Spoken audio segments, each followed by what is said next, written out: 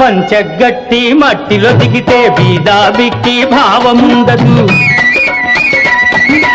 ఒళ్ళు విరిచి చాకిరికి వంగితే గొప్పవాడినను అహం ఉండదు.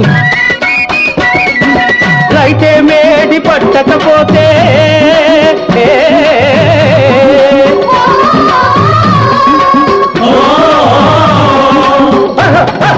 రైతే మేడి పట్టకపోతే నవధాన్యం పండించకపోతే తినడానికి నీకెక్కడ ఉంది ఇంకా నీ బ్రతుకేముంది. ఓ